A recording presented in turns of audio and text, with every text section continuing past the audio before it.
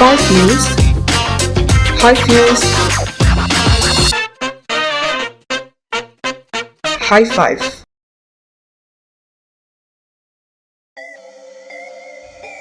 Hai sahabat Kompas.com, High Five kembali lagi dengan berita dan informasi terpopuler hari ini. Dan inilah 5 berita terpopuler edisi 11 September 2025.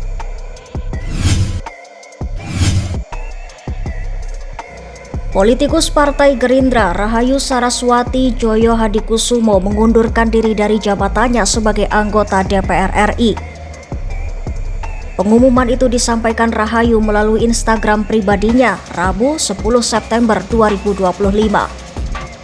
Keponakan Prabowo Subianto itu menyebut keputusan mundur diambil setelah ucapannya di sebuah podcast viral dan menuai kontroversi. Rahayu menegaskan tidak bermaksud merendahkan upaya anak muda yang berjuang menghadapi kesulitan.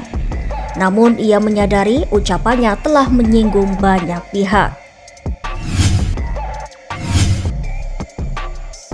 Gaza bukan satu-satunya medan tempur Israel.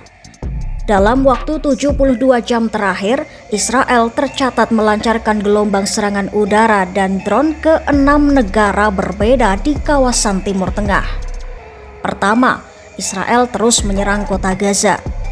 Kedua, meski telah menyepakati gencatan senjata dengan Lebanon pada November 2024, nyatanya Israel masih terus melancarkan serangan ke negara tetangganya itu. Ketiga, Israel disebut menyerang beberapa lokasi di Suriah dengan menggunakan jet tempur. Tak hanya Suriah, Tunisia juga menjadi sasaran serangan udara Israel. Kelima, Israel menargetkan sebuah kompleks Hamas di ibu kota Doha, Qatar. Dan terakhir, Israel melancarkan serangan udara ke ibu kota Yaman, Sanaa, yang menargetkan posisi Houthi.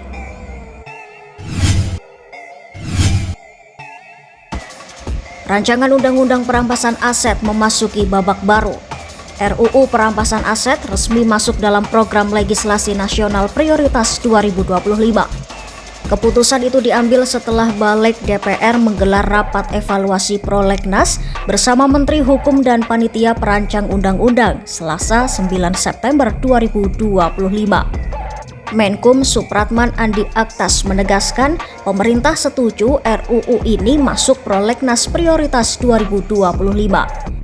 Percepatan pembahasan RUU itu disebut tak lepas dari strategi Presiden Prabowo Subianto berunding dengan para pemimpin parpol. Perancis diguncang aksi protes pada Rabu 10 September 2025. Gelombang unjuk rasa terjadi setelah Perdana Menteri François Bayrou lengser melalui mosi tidak percaya di parlemen. Demonstran menolak pemerintahan Presiden Emmanuel Macron, menentang pemotongan anggaran dan menyerukan tuntutan lain. Kerusuhan pun meluas di pusat Paris saat pengunjuk rasa memblokir jalan dan menyalakan petasan. Polisi membalas dengan gas air mata untuk membubarkan massa. Sebuah restoran bahkan turut terbakar dan petugas pemadam kebakaran bergegas memadamkan api sebelum merembet ke bangunan sekitar.